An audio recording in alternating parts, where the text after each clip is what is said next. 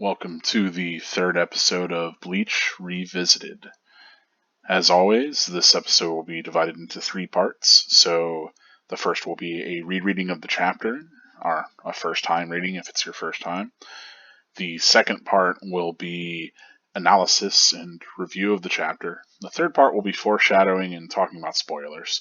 So if you're interested in those other parts, feel free to check the timestamps. They're always going to be in the description. You can go ahead and jump forward to any part that you want, or you can just watch the whole thing. It's designed for all of that. As always, this is unscripted, so bear with me as we go through Chapter 3 of Bleach. Let's begin. Ra, a Ramen's Ra. She, a Shingawa Shoji She. That'll bring us back to 3, Head Hidden. No heartwarming stories. Bleach, Chapter 3, Head Hidden. I know about it, my sister. It's all hidden in that box, isn't it? The jade box that Mother gave you. Give me that box, my sister Marianne. Go on. No, don't open that box. Francois, no. What? Hey, what the heck are you doing? Eh? Oh, you scared me. I'm studying the contemporary vernacular of this world. You were not using that to study? You're reading a stupid horror comic while I was training my Soul Reaper butt off? Where'd you find it anyway? Huh? You finished your training? I hit these stupid pepper balls 100 times, right? I'm done. What's this supposed to accomplish anyway? And where do you get the weird pitching machine? Fool! Only the wrong balls had pepper in them. Wrong balls? That's right. You didn't hit every single one, did you? Yes! Great! You idiot, I told you to only hit the balls to the heads. What's the point of the exercise? How should I know? And it's impossible to tell the head from the hands the way you draw. Do a drunk dragon's do. Electrocomics me, electrocomics me. Fa and alphas, huh? Ichigo! Listen, the head is a hollow's weak spot. One good whack will split it open like a melon. This training will help you crack heads with precision, whatever the situation. Why do I gotta do that? I've been beating them just fine. Fool, when did you ever defeat a hollow with one blow? Approaching a hollow from behind and killing it in one blow is the essence of hollow hunting. It's a miracle that you survived fighting them as you have. Hitting them from behind is unfair. I can't do it. Fool! Save the quote of Bushido for human foes. Hollows are your prey. Fairness doesn't apply here. That kind of thinking will get you killed. Hi, Ichigo! Orihime, what are you doing here? Shopping for dinner. I bought leeks, butter, bananas, and bean jam jelly. What's she planning to make? Where are you going? Or what are you doing here, Ichigo? Huh? Me? What should I say? The truth is too embarrassing. Huh? Rukia? Huh? Do I know you?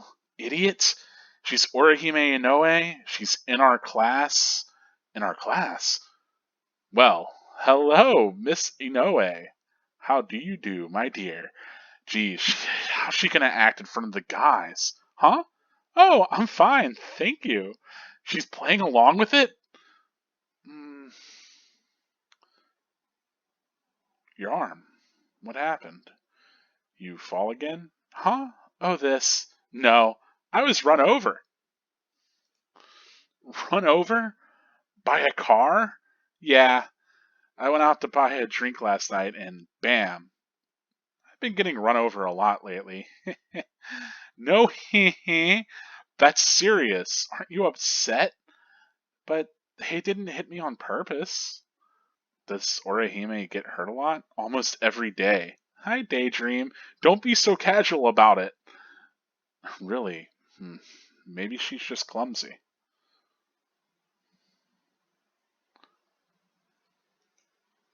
That bruise on your leg. May I take a look? Huh? This? Sure, go ahead. I got this last night. It must have happened when the car hit me. Rukia, why are you looking at it like that? Huh? Oh, it's nothing. It's just, it looks so painful. How do you know? My leg hurts worse than my arm. Really? Maybe it's paralyzed or something. You should go to the doctor. Huh? Um, why are you blushing? Oh no, I'm late. In a hurry? Yes, Shoten's gonna start. You gonna be okay? Want me to walk you home? Huh? No, I'm fine. Okay, see you tomorrow then. Huh? Okay, see you tomorrow. Shoot, I really wanted to say yes. I'm so stupid. He could have been more persistent, though. Just watching her makes me tired. Hope she's alright. That girl. Huh? Are you too close? Well, not really. Well, kinda, I guess. She's best friends with this guy I've known since 8th grade. Any siblings? Just one. She had a brother, a lot older. Had? Yeah, he died 3 years ago.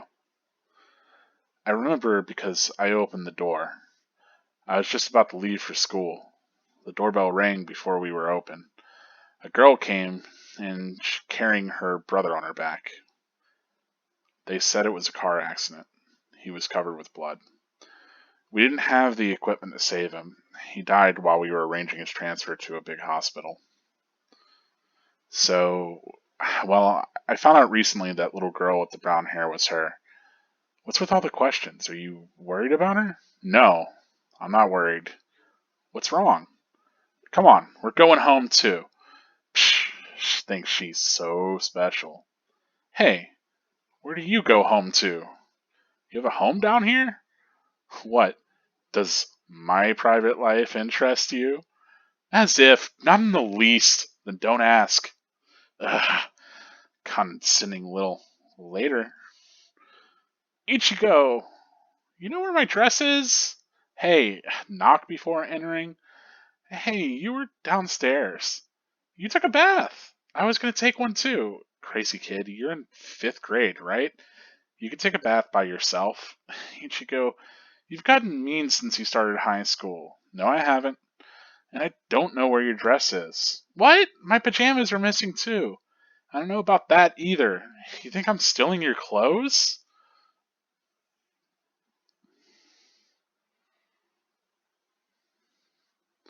An order? Where? What? This late? Is Yuzu or Karen playing a game or something? Jeez. It stopped. Ichigo! Whoa! How long have you been in there? Are those Yuzu's pajamas? Never mind that. It's an order. An order? A hollow's coming. Where? Time and place. Here. And now. What?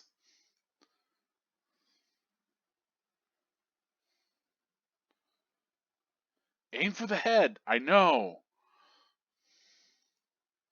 Too shallow. Ugh. It got away. Let's go. Wait. What's going on? That was Orihime's brother. Didn't I say killing them with one blow from behind was the objective? To minimize the chance of injury, but there's another reason for it.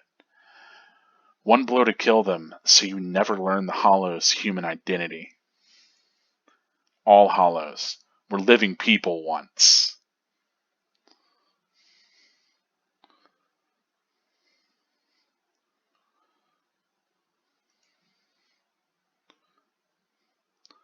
Small Items, Series 1. The comic Rukia is reading in Episode 3, The Jade Hermitage. Hermitage. Yeah. Written by Marie Hatsue. It's a story about soft masochist Marianne, older sister, and hard gay Francois, younger sister, doing all sorts of things over a jade box given to them by their mother, 52-year-old wrestler. Super scary stuff. And that'll be it for the first chapter's reading. Obviously, a lot of things get introduced in this chapter, so there's a bit to get introduced and talk about, and a little bit to analyze. Maybe not as much as the last two chapters, which are setting up a lot in the series, but here we go. Let's start talking about and kind of responding as well. Yet another chapter starts with the crescent moon. I'm actually kind of curious to track if time progresses, if there's actually a progression of months and seasons, and I just never noticed that. Again, I always say that Bleach is written for the collected format, that it's intended that you pick up on certain things like that. Obviously, this is another day, maybe the day after the previous day that the last two chapters took place on. But regardless, this chapter immediately is going to focus on Orihime. And here she's getting hit by a car right at the beginning. She's singing this little song. I think the idea is that it's alphabetical order, maybe, like she's going from R to S. Or at the very least, the idea is that it's just kind of like a made up song game, right? She comes up with the syllables like ra, like in ramen, or shi, like in shingawa. I'm sure this probably translates better in Japanese, or might actually be some sort of a Japanese poem or word game sort of thing. I don't think she's actually singing any actual song. But again, it's to kind of highlight Orihime as more of a carefree character, walking around at night, singing. She gets hit by this car. This is a fantastic chapter cover. A lot of people, one of the really easy things to notice that, and a lot of people have noticed this as well, is that Kubotai really has an eye for these just cool fashionable outfits that he puts the characters in these chapter spreads and covers. It's always fantastic. If you ever want to look up a lot of the Bleach artwork, the color spreads or the art books are definitely worth looking into. I don't think the no heartwarming stories or Violate the Dead is a reference to anything that I'm aware of. Like I said, there's a lot of song references in this. I'm not sure that either of those are that. The 15 is obviously indicating, he's Ichigo, he's 15. It's both those things. But otherwise, it's just kind of a cool outfit to throw Ichigo in. Yeah, I don't. Kubo likes that kind of punk aesthetic. You'll see that come up a lot more. I think more than a lot of other mangaka, he has this real sense of style, and he likes to put his characters in really stylish clothes, at least in these interludes. It's a sad thing that we don't get to see the characters in that many different outfits ultimately, because they have such iconic looks. Ichigo we're going to see in the Soul Reaver robes more often than we do otherwise. But it is cool to track, that he actually dresses these characters in different costumes, that they're like real living, breathing characters, at the very least, within the actual manga itself. So even here, we'll see the characters wearing different clothes than they usually do, which I love that, that it's not just it's the guy with one outfit.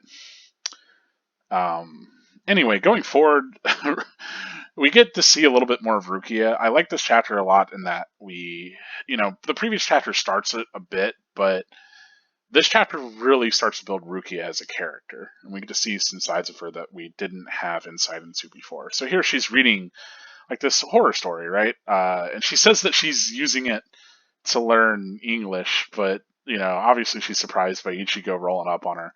I love his speaking is not communication shirt with an angry face, and I guess that's inside of the mouth of it technically. But yeah, a lot of characters surprising other characters. You'll get as a lot as comedy in early Bleach. No exception here. It's mentioned later in the chapter that what is it that Yuzu is missing her dress, right? And here Rukia is assumably wearing that dress. So it's a neat connection. Like, we saw Rukia in the human world in Guy in the previous chapter wearing human, like, what is it? The school uniform, right? But she's got other clothes now, and I like that there's, she could have probably bought those clothes, but then the idea of, like, well, where's she getting money from? Does Soul Society, like, give her human, like, currency for wherever she happens to be doing her job? Like, there's a lot of questions there, and they get sort of answered for the fact of, no, she's going to be in this Gigai for a while Ichigo has her powers.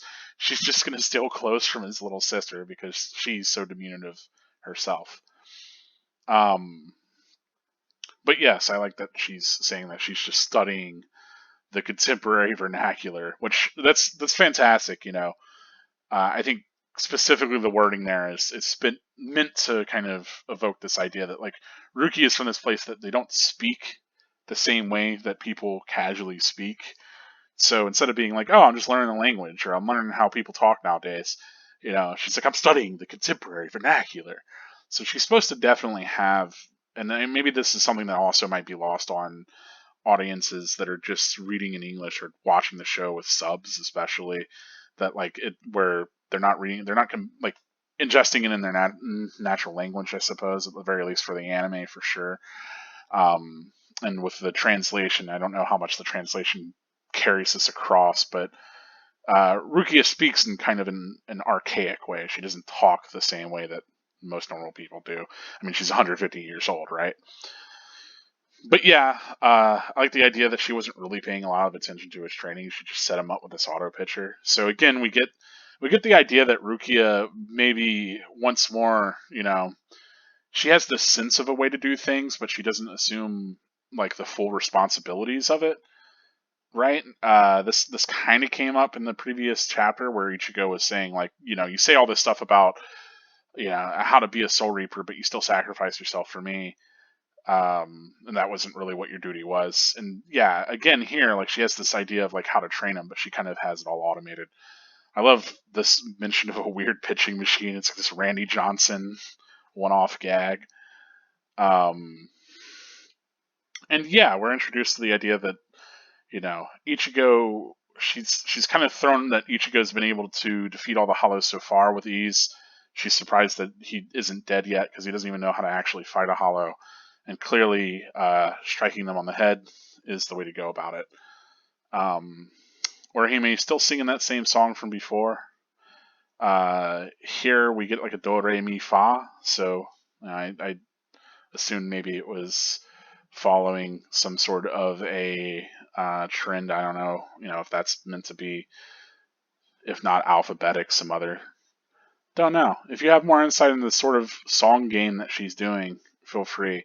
I also, it's a minor thing, but I mentioned Orihime being kind of lightheaded. I think the idea that she uses electric comics twice for the same, like the Re from Electric Comics, I guess, and the Me from Comics Comics, I guess. Um, kind of cute that, like, the idea is like, well, maybe she couldn't think of a new word, but she's using the same one she did before. I don't know. Might speak towards that. It was mentioned in the previous chapter by Tatsuki that Orihime had large breasts. Here, that actually gets kind of put into clear perspective.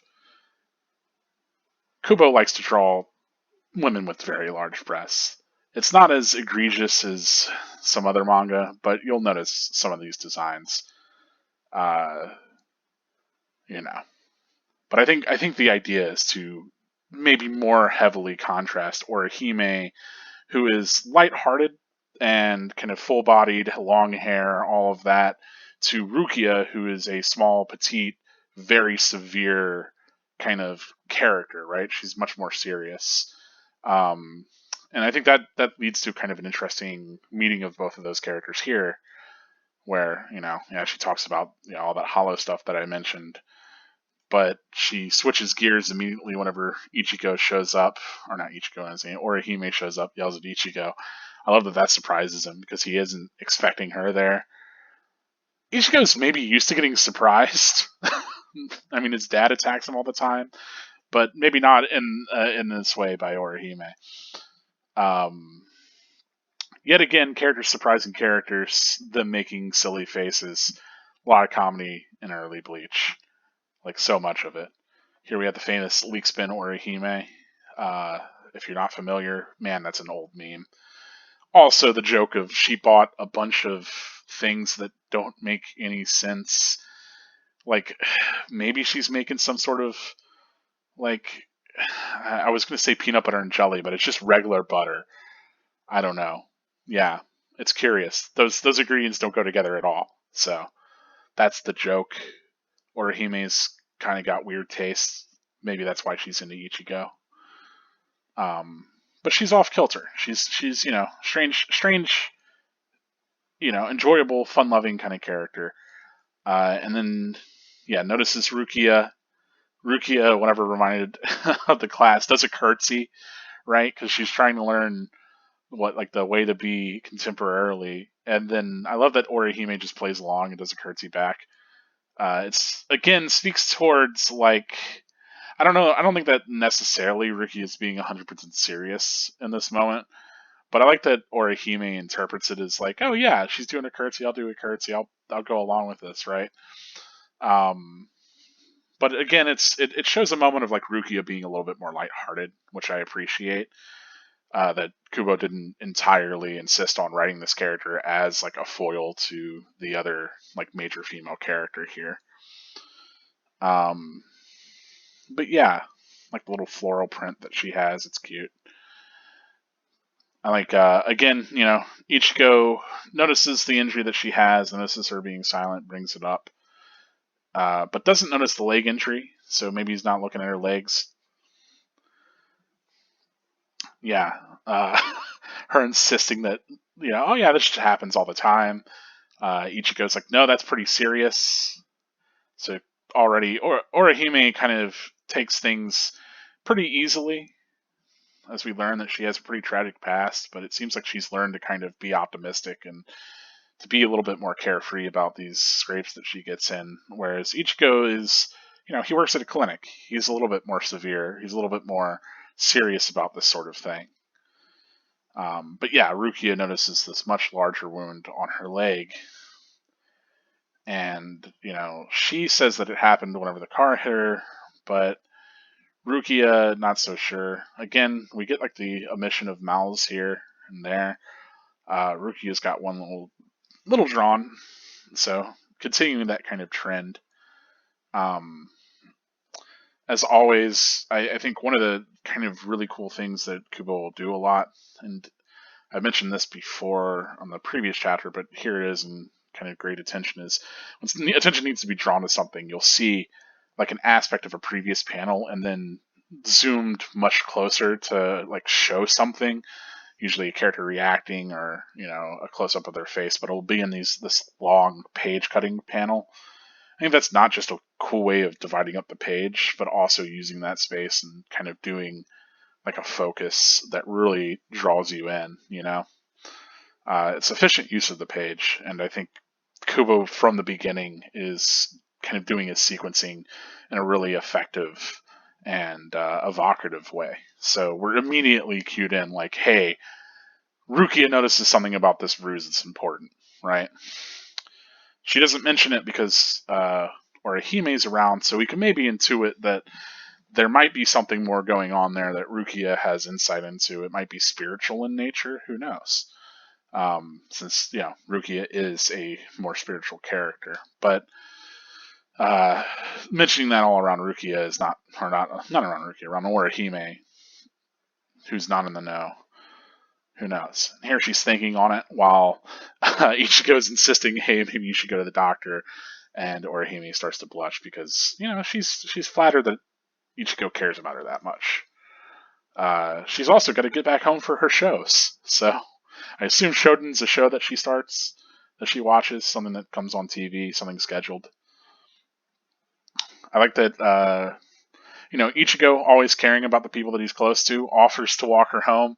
But I love that she insists no, that she's fine, and then he's like, okay, see you tomorrow. And then she's like, oh, he should have been more persistent. So again, we get a little bit more of Orihime. She wants to have this relationship with Ichigo. She wants to be closer to him, but she kind of maybe lacks the confidence to jump past that connection. She's hoping that Ichigo will make those first steps. But I mean, even there, he is, and she says no. So it's the case where like she really wants to be pursued by him, and that's kind of not on Ichigo's radar, right? Like even though he's asked immediately, like if they're close, and I like that Ichigo's like not really, well kind of, that like he knows this guy that she's best friends with, but like they don't really spend a lot of times together. It's weird that he says like she's best friends with this guy that I've known, because Orihime is, as we've known before and as we'll see later in this chapter, Orihime is clearly close friends with Tatsuki.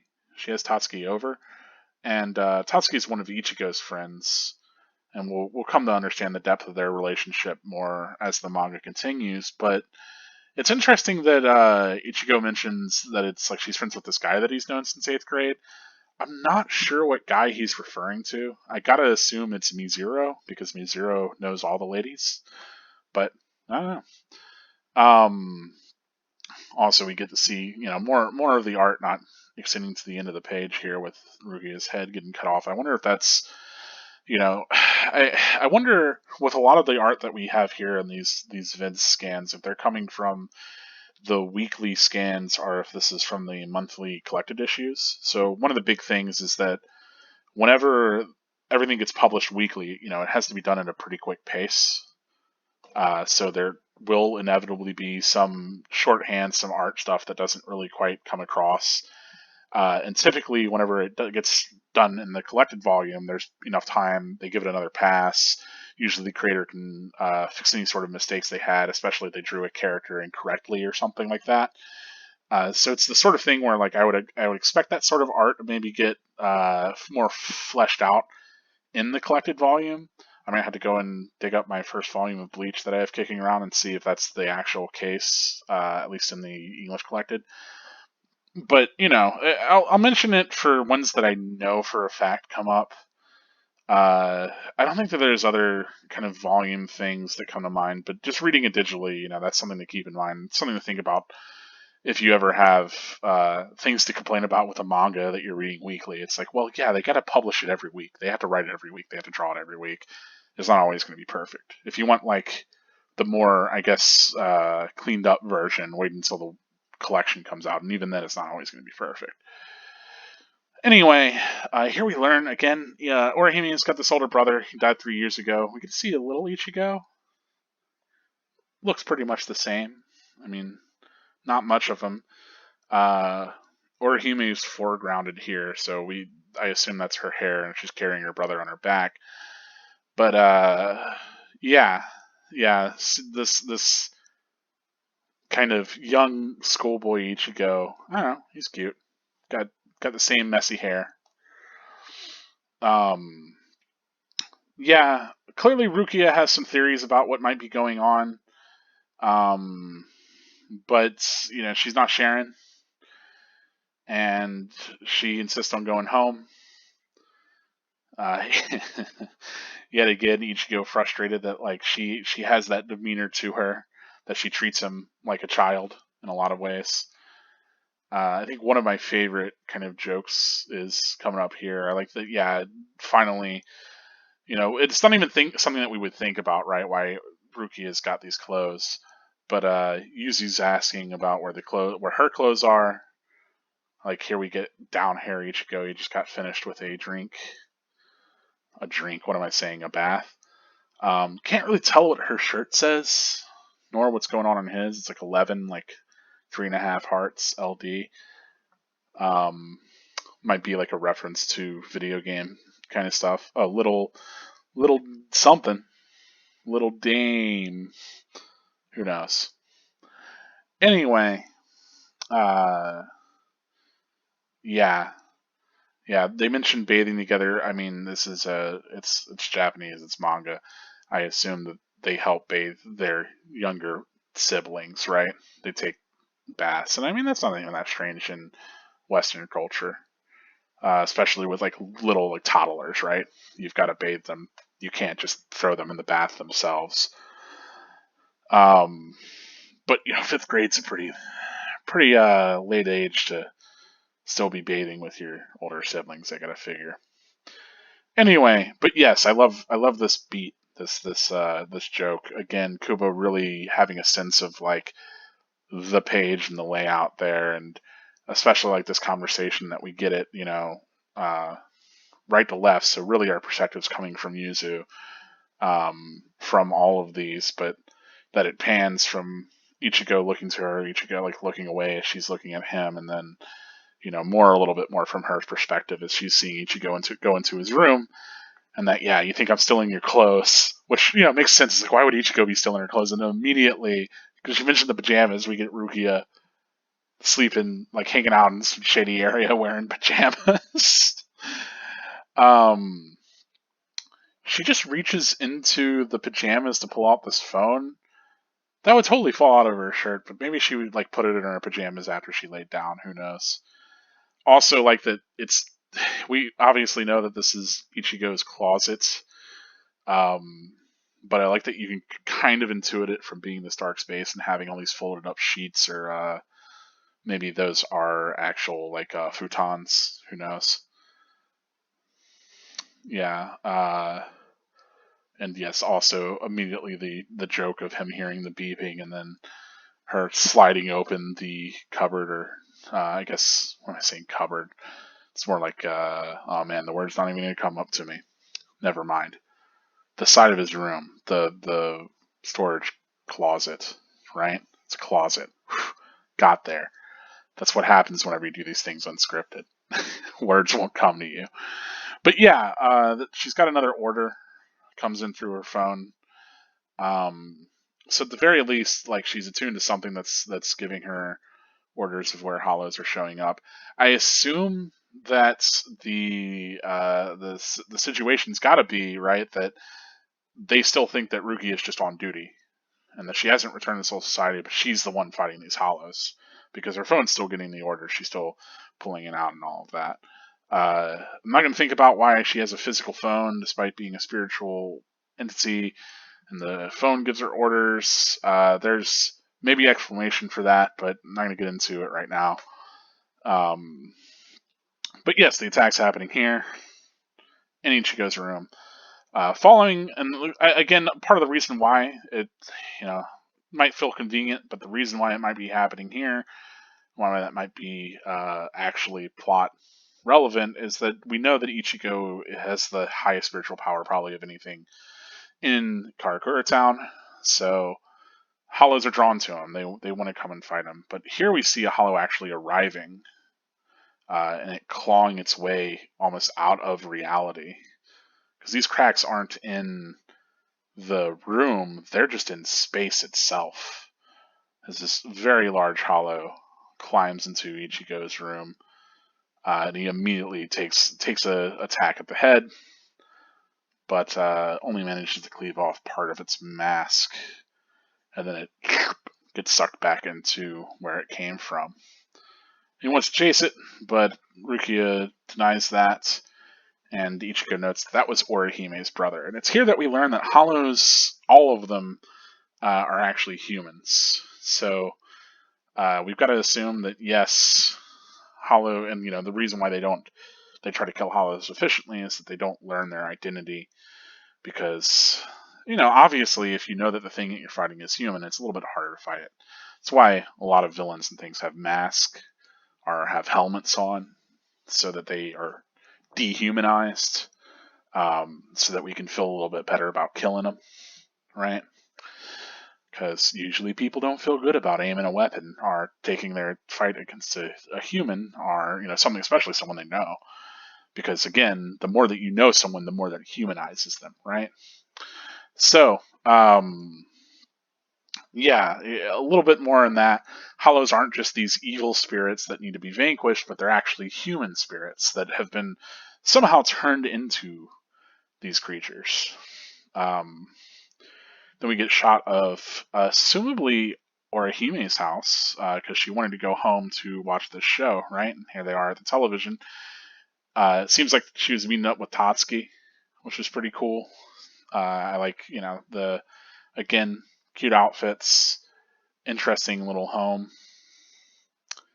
The bear that she has rips at the seams, and that is a portent of the doom that is to come. Also, in the little in between that we get in the collected volume. So I guess these are the collected volumes because they have the in betweens. Curious. I guess that answers my question. Um, here we have uh, a little bit of background on what Rukia was reading, the Jade Hermitage by Mary Hatsue. And, this is my first time rereading this chapter. I'll let you know in the comments or elsewhere if this is actually a thing that exists. I'll go ahead and do my homework and look that up. But it's cool that Kubo includes a little bit more info. I'm very curious what he means by hard gay Francois or Francois. I assume that's Francois is how to pronounce that. I am, got a French background myself, so seems like a pretty French name. Also, their mother's a 52-year-old wrestler. I'm very curious about what's going on in this book. But the idea that that's what Ruki is reading to learn language is interesting, nevertheless. But yeah, that's it for analysis and kind of review of this chapter. A lot of interesting things going on. We're getting to learn a lot more about Orihime, a lot more about Hollows, which is kind of cool. Some insights into their relationship, both Orihime's and Ichigo's, and then some really cool developments for Rukia too. I think learning a lot about her, that she's willing to steal Ichigo's sister's clothes because it makes sense. She's got to wear different clothes, whatever. Anyway, so now I'll begin the spoiler portion of this section. I'll be talking about how this connects to later chapters. And yeah, if you're not looking for spoilers, get out now. It's time to get out. It's time to go. You've got to get out. I'm going to be spoiling things from here on out. If you're interested in the way that the manga connects to the this chapter 3 connects into different things as a whole much later on, well, yeah, here you are to stay. I've got some insights into a couple of different things that happen here. So immediately, kind of one of the really important things is, I mentioned the crescent moon again. That has a lot of connection to Ichigo, but also, notably, has a lot of connection to Hueco Mundo, right? So I think it's no surprise that both the first chapter and this chapter open with a crescent moon in the sky and a hollow attack, or at least the presence of hollows. Ruki is trying to hunt one down. So kind of interesting that both of them start that way, and that we get hollows present. So, I don't know, interesting. Maybe just like a visual way of cueing us into that connection there. But again, the moon ends up being obviously with Zangetsu and everything. There's a little bit more going on there. I also like here yet again her hairpins being very prominent, having the same kind of place in panel as the moon does. It's easy to get drawn to them, especially with the way that she's looking over and the way that the Screech is set up. I don't think that's a mistake by Kubo to do it that way. And here she is about to get hit by the car.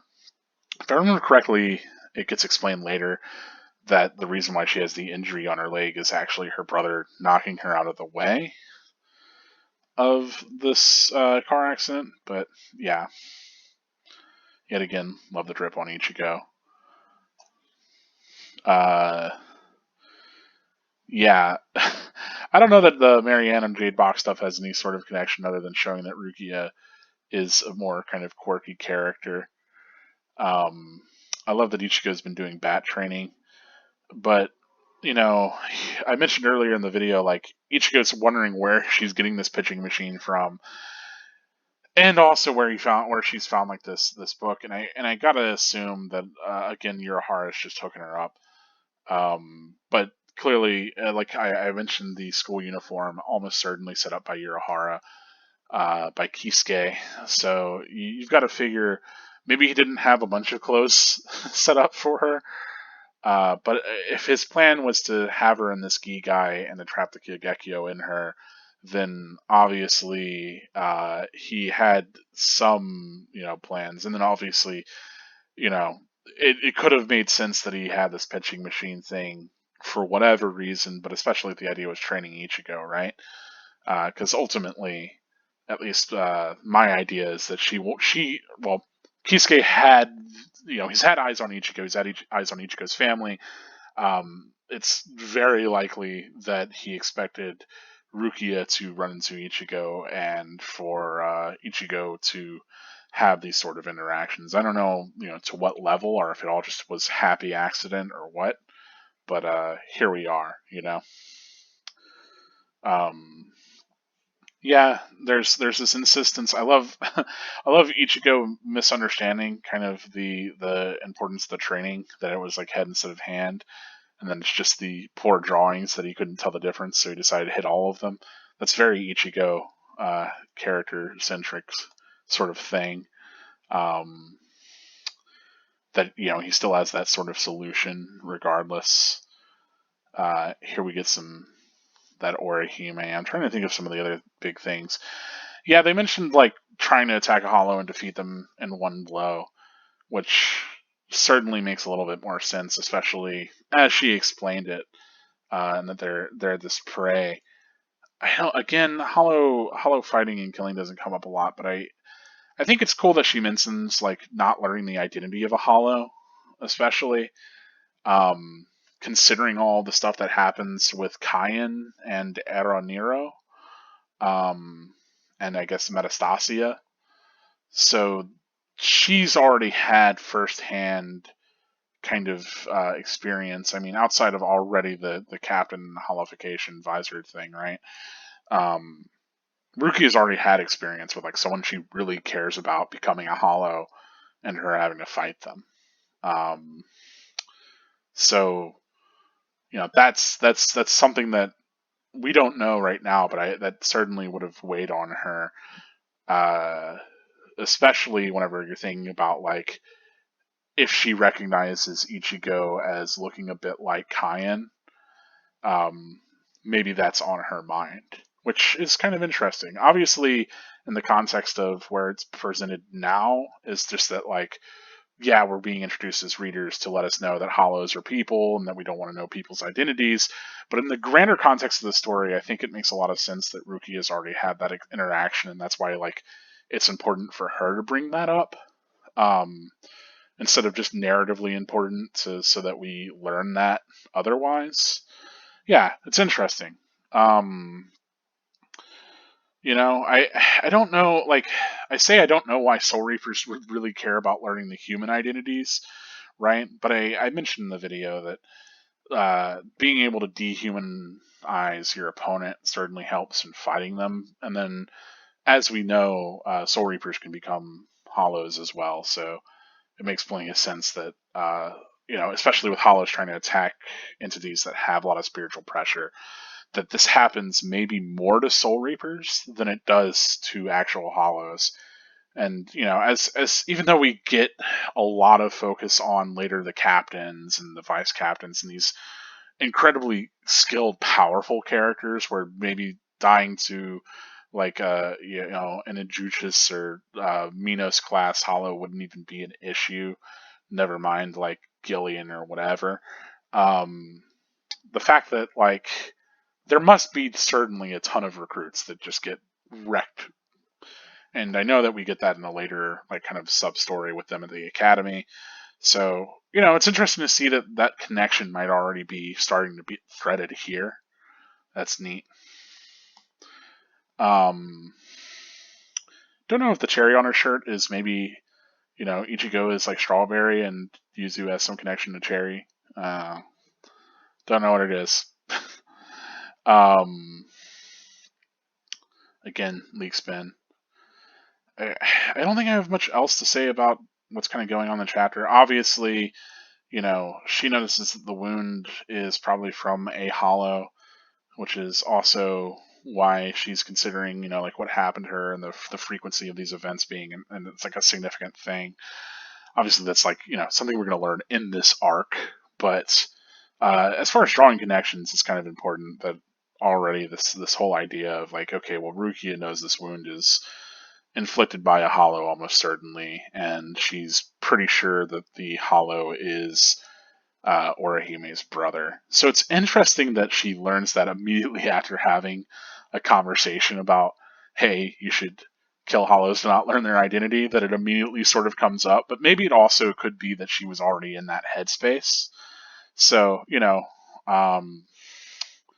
yeah, and that like realizing that might come up made her kind of go quiet about it because it's almost certainly going to be a thing that comes up, and maybe she's sheltering Ichigo in a way that she doesn't want to bring up, hey, this hollow that's attacking Orihime is her brother, because that might cause Ichigo to hesitate. She doesn't really have a good pin on him, right?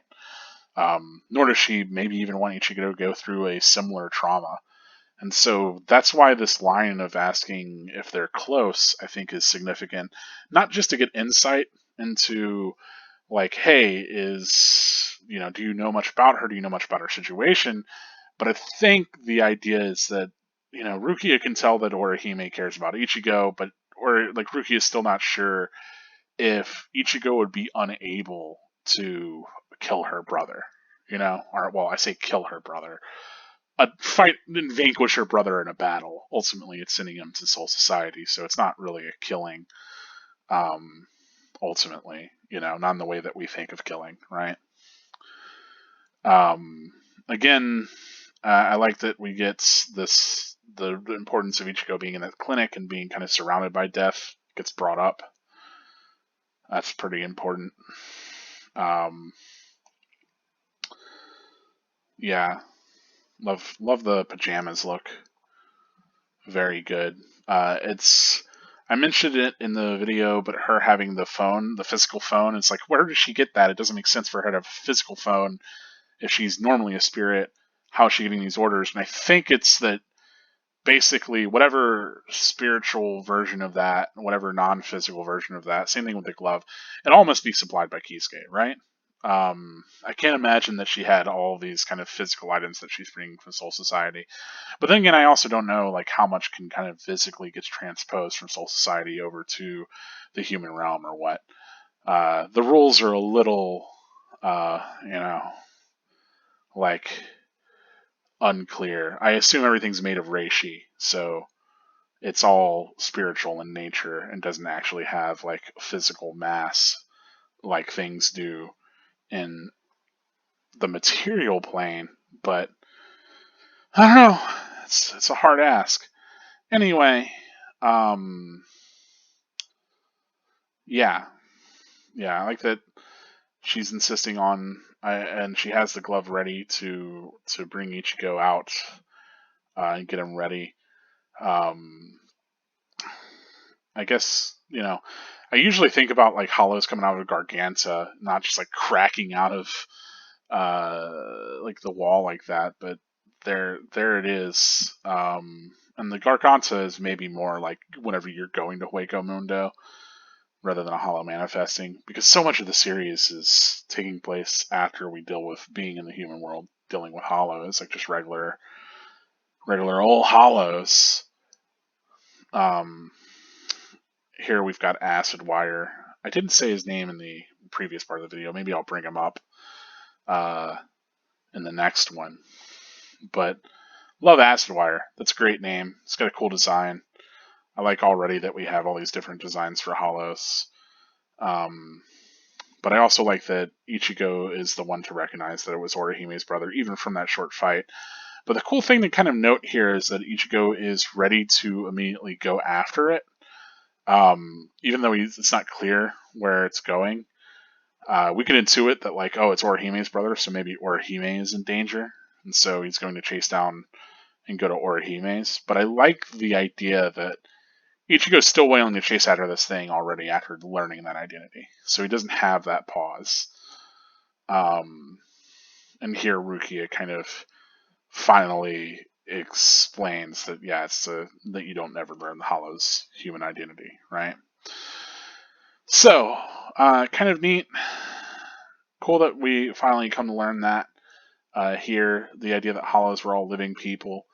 I mean, ultimately, we come to learn that, essentially a Hollow is whenever a human soul, or I guess any soul technically, is kind of devoured and not kind of kept whole and is corrupted, or usually by another Hollow R if their soul chain, eats itself all the way away. So, I guess if somebody uses the Hogekyo to break your spiritual, bonds or whatever, hollowify you. So yeah, there's a lot of ways of becoming hollow, but most of the time it seems to be at least, those first two. So yeah, I think the idea of like hollows being things that predate upon humans and getting ridden off as natural disasters is kind of interesting because they're this unseen kind of predatory force.